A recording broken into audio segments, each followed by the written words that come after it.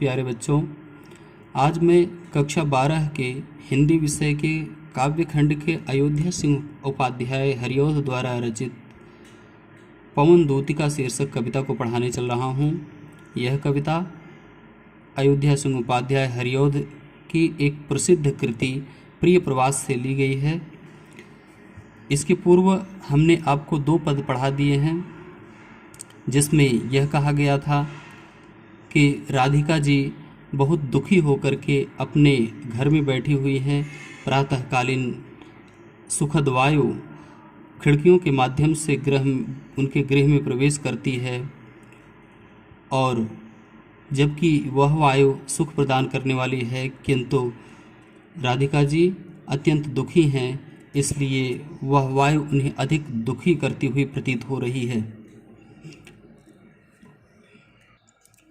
उस वायु से राधिका जी पूछती हैं कि क्या समय ने जिस प्रकार से मुझे प्रताड़ित किया है, दुखी किया है, उसी प्रकार से तू भी समय के द्वारा प्रताड़ित की गई है।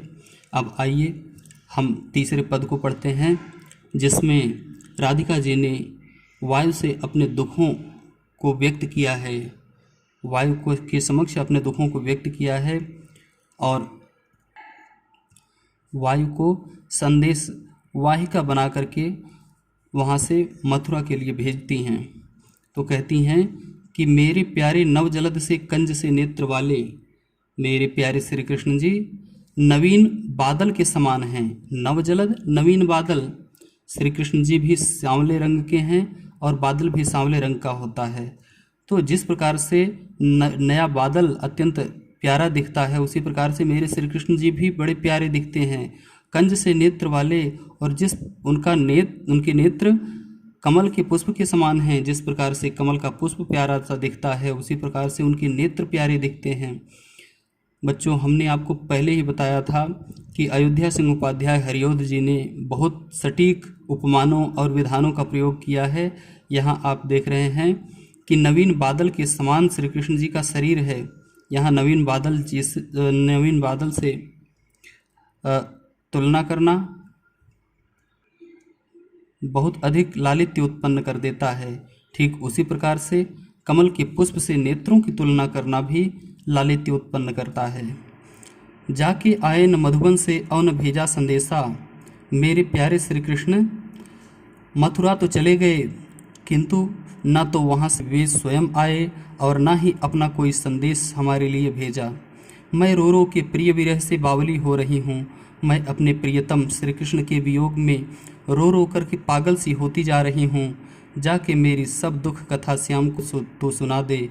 इसलिए मेरी दुख भरी कथा व्यथा को, मेरी संपूर्ण दास्तान को जा कर के श्री कृष्ण को सुना देना कि मैं कितनी दुखी हूँ। अगले पद में राधिका जी ने उस वायु से कहा है कि तू किसी भी परिस्थिति में कहीं रुकना मत, क्योंकि मेरा दुख तेरे विश्राम से अधिक महत्वपूर्ण है। ज्यों ही मेरा भवन तज तू अल्प आगे बढ़ेगी, अय वायु जैसे ही मेरे घर को छोड़ करके तू थोड़ा सा आगे मथुरा की तरफ बढ़ेगी, शोभा वाली सुखद कितनी मंज कुंजें मिलेंगी। अत्यंत सुंदर, अत्यंत सुखदायक, न जाने कितनी ही सुंदर बाग बगीचे मिलेंगे। कुंजें, छोटे बड़े बगीचे, तुझे न जाने कितने ही सुंदर सुख प्रदान करने वाले बगीचे मिलेंगे। प्यारी छाया मृदुल स्वर से मोह लेंगे तुझे वे। उनकी छाया बहुत ही प्यारी होगी, जो कि अपनी मधुरता से, अपने मधुर स्वर से तुझे मोहित कर लेंगी। बच्चों, ध्यान रखिएगा कि वृक्षों की छाया तो होती है, किंतु उनका कोई स्वर नहीं होता है। यहाँ बताया गया है कि छाया मृदुल स्वर से, छाया अपने मधुर स्वर से तुझे मोहित कर लेगी। तो राधिका जी का कहना है कि उस वन में पत्तियों की सरसराहट, भ्रमरों की गुंजार, पक्षियों का कलरव या पक्षियों के कलरव का मधुर संगीत और वायु की सनसनाहट इत्यादि की जो आवाज़ें आ रही होंगी, वो बहुत ही मधुर होंगी, बड़ी ही मनमोहक होंगी, किंतु तुम उनको सुनने के लिए रुकना मत। तो भी मेरा दुख वहाँ जान विश्राम लेना, मेरे दुखों की याद कर लेना और वहाँ से चले जाना, वहाँ पे विश्राम करने के लिए रुकना मत, क्योंकि तुम्हारे विश्राम की अपेक्षा मेरे दुखों का निवारण अधिक महत्वपूर्ण है।